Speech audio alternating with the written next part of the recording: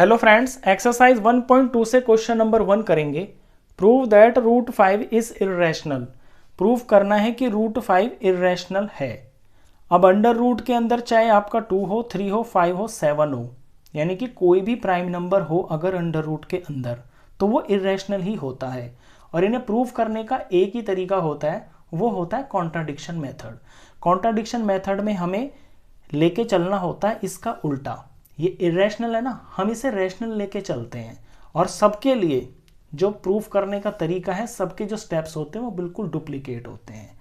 तो इसमें हमें सबसे पहले ये लिखना होगा कि let us assume to the contrary that root 5 is rational.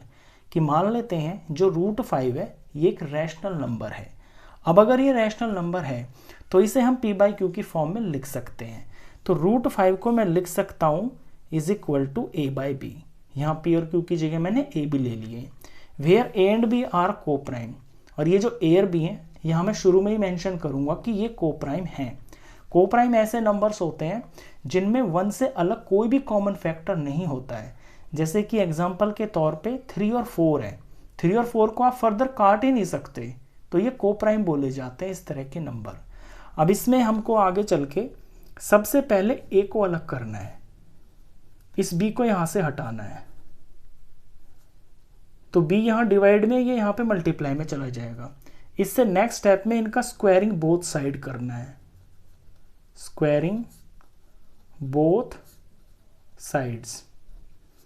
इधर रूट 5 b का स्क्वायर करेंगे और इधर में a का स्क्वायर करेंगे। रूट 5 का स्क्वायर करेंगे 5 आ जाएगा, यहाँ b का स्क्वायर करेंगे b स्क्वायर आ जाएगा। इधर में ये a स्क्वायर हो गया।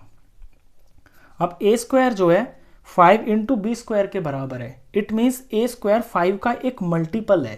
जब ये 5 का एक मल्टीपल है तो ये 5 से डिवाइड भी हो जाएगा। हम साइड में लिखेंगे कि a square is divisible by 5।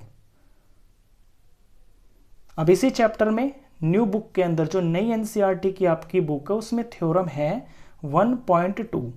वो थ्योरम ये कहती है कि अगर ए स्क्वायर डिविजिबल बाय किसी नंबर से है तो फिर ए भी उसी नंबर से डिवाइड हो जाएगा।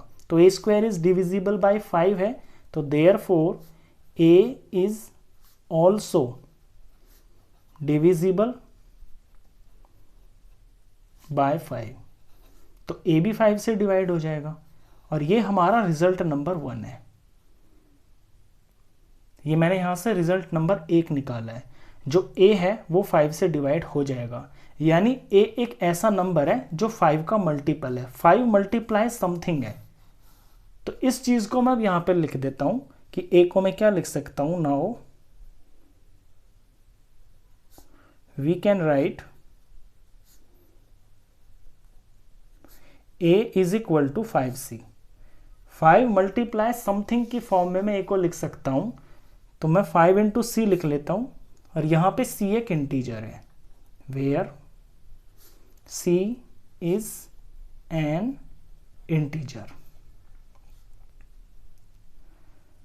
अब एक ही जगह पे मैं यहां इसको 5 भी लिख लेता हूं। ऐसा मैं क्यों कर रहा हूं? देखिए, फर्स्ट रिजल्ट के अंदर मैंने ये दिखा दिया कि 8 5 से डिवाइड होता है, यानी a के अंदर एक 5 छुपा हुआ है। अब मेरे को दिखाना है ये चीज कि b भी 5 से डिवाइड हो जाता है। उसके लिए इस a को यहाँ पे मैं b की फॉर्म में लिखूंगा। तो a की जगह मैं रूट 5b ये वैल्यू उठा लेता हूँ ऊपर से। ये स्टेप्स आपको समझने होंगे, स्टेप बाय स्टेप आप करोगे। 2 बार क्वेश्चन को कर दोगे, आपको ये हमेशा के लिए याद हो जाएगा क्वेश्चन। अब एक ही जगह मैं रूट 5b ले रहा हूँ और यहाँ पे ये मैं 5c ही रखूँगा। ब्रैकेट में आप ऐसे लिख दोगे कि जो a है ये रूट 5b के बराबर है, और ये हमने कहाँ से लिया? ये हमने ऊपर से ले लिया, फ्रॉम अबव। अब सेम यहाँ भी ऐसे ही स्क्वायरिंग करना है। ये तीनों स्टेप्स इसी तरह से होंगे। Squaring both sides. Squaring both sides. यहाँ अंडर रूट 5b इसका होल स्क्वायर किया जाएगा, यहाँ पे 5c इसका होल स्क्वायर किया जाएगा। 5 रूट 5 का स्क्वायर 5 हो गया, और ये b का स्क्वायर b स्क्वायर हो गया। यहाँ 5 का स्क्वायर करेंगे 25 हो गया, और ये c का स्क्वायर c स्क्वायर हो गया।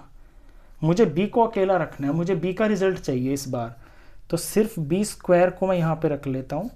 यहाँ 25 c स्क्वायर अपनी जगह रहेगा और ये 5 यहाँ पे आ जाएगा। b स्क्वायर को मैं एज इट इज़ रखूँगा, यहाँ पे मैं काट लेता हूँ 5 1 ज़ा 5 5 ज़ा 25, तो इस तरफ बच गया है 5c स्क्वायर।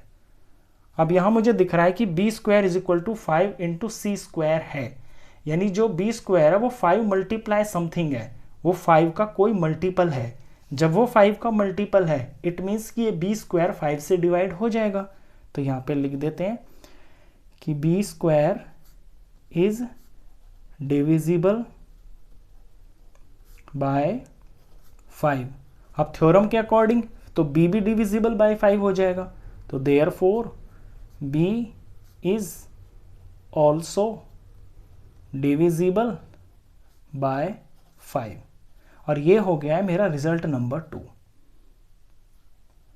अब रिजल्ट नंबर 1 और 2 में मैंने ये दिखा दिया कि जो a है वो 5 से डिवाइड हो जाता है और जो b है वो भी 5 से डिवाइड हो जाता है, यानी a और b के अंदर 5 एक कॉमन फैक्टर है। अब हम तो लेके चले थे कि a और b को प्राइम है, उनमें 1 से अलग कोई भी जो है कॉमन फैक्टर नहीं है, लेकिन यहाँ तो ये कॉन्ट्राडिक्शन पैदा हो गया, कुछ उल्टा हो रहा है ना। हम जो लेके चले थे ये उसका विरोध कर रही हैं ये दो बातें, रिजल्ट 1 और 2।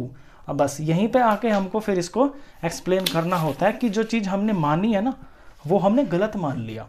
ये जो कॉन्ट्राडिक्शन यहाँ पैदा हो रहा है 1 और 2 में, ये इसलिए हो रहा है क्योंकि हमने शुरू में कोई गलत चीज़ मान ली। इसके बाद आप इसे ऐसे लिखोगे फ्रॉम 1 and 2 कि 1 और 2 रिजल्ट से a and b have at least 5 as a common factor. हम देख रहे हैं 1 और 2 में कि a और b दोनों के अंदर 5 एक कॉमन फैक्टर है, but this contradicts the fact that a and b are coprime. लेकिन ये बात तो हमारी उस बात का विरोध करती है जो हमने शुरू में मानी है कि a और b को प्राइम है। This contradiction has arisen because of our incorrect assumption that root 5 is rational. अब ये जो विरोधाभास यहाँ पैदा हुआ है ये इसीलिए हुआ है कि हमने गलत मान लिया। जो चीज़ हमने मानी है ना ऊपर कि रूट 5 रैशनल है वो हमने गलत मान लिया। जब रूट 5 रैशनल हमने गलत माना है तो इसका उल्टा सही होगा। So we conclude that root 5 is irrational, तो फिर रूट 5 इरेशनल ही होगा। इसे बोलते हैं कॉन्ट्राडिक्शन मेथड। क्वेश्चन खत्म।